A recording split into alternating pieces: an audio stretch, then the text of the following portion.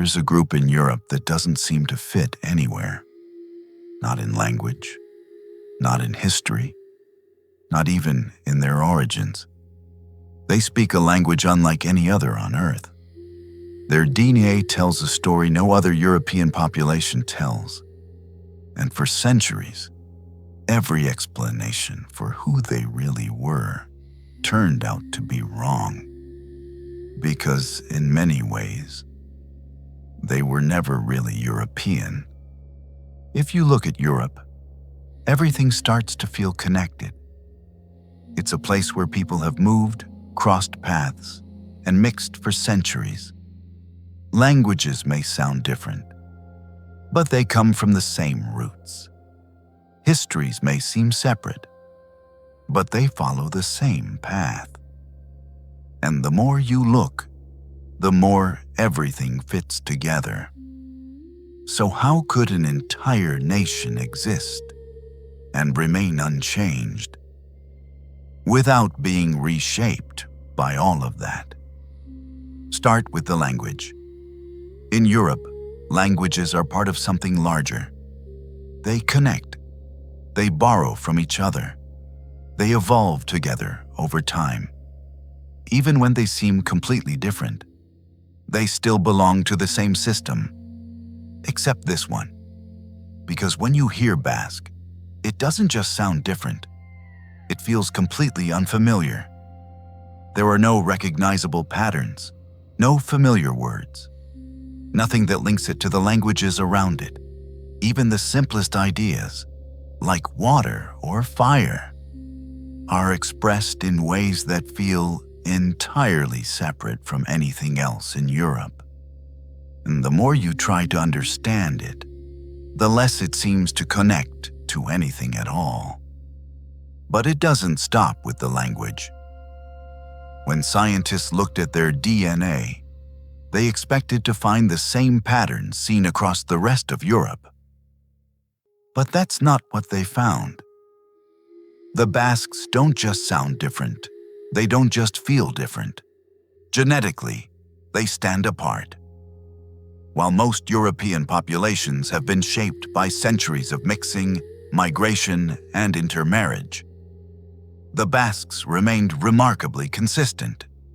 Generation after generation, they stayed largely within their own communities. And the more researchers looked, the clearer it became. This wasn't just a cultural difference. Because if everything around them was changing, why didn't they? At first, it seemed like there had to be a simple explanation. Maybe the Basques came from somewhere else, a migration no one had traced. That would explain everything. But the genetic evidence didn't support it. There was no outside origin. So the explanation shifted. Maybe they were just isolated, protected by the mountains. That would make sense too. But that didn't hold up either, because those mountains were never enough to stop movement, trade, or contact with the outside world. And the more you look at it, the less any of it explains what you're seeing. Which leaves a different question entirely. Not where they came from, but how they managed to stay separate at all. The answer wasn't where they came from, and it wasn't the environment around them, because everything around them was constantly changing, becoming something new. But they didn't follow that pattern. What the evidence kept pointing to was something much harder to see. The boundary wasn't physical, it was social, it was cultural, it was the language itself, but not just as a way of speaking. Over time, language became something far more foundational. It became the structure that held their society together. It shaped who you lived with, who you married, who you belonged to. It defined the limits of their world. And generation after generation, that system held. because this wasn't just communication anymore. It was a foundation that everything else depended on.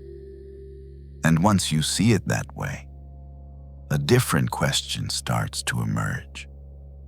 Not just how they stayed separate, but what that kind of system does to the people inside it. Inside that system, life didn't just look different. It felt different.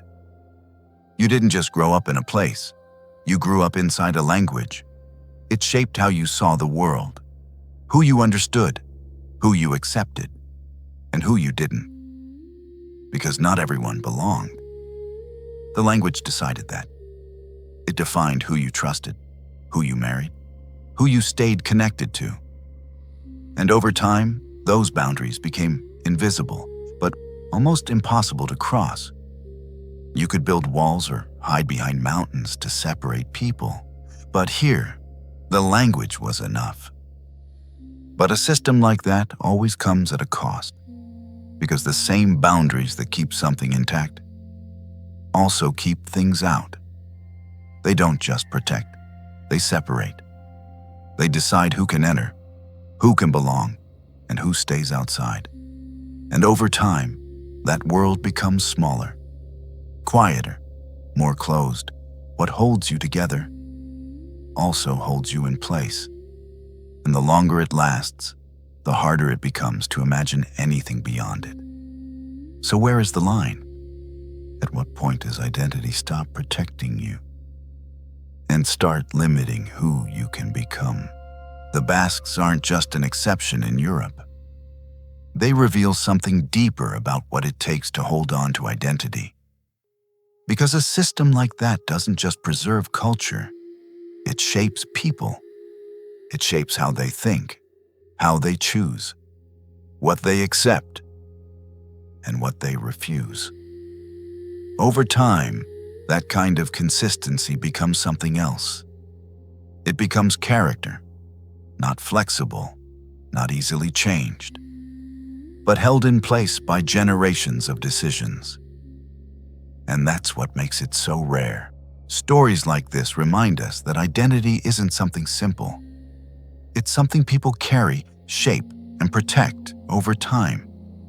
And sometimes, it tells a story far deeper than we expect.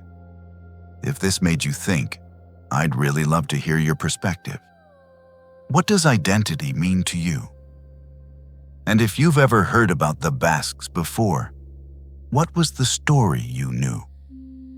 And if you're watching this as someone who feels connected to that culture, your voice would mean even more here. So share your thoughts in the comments. And if you enjoy exploring stories like this, the ones that change how we see the world, consider subscribing to the channel. There's a lot more coming. Thanks for watching.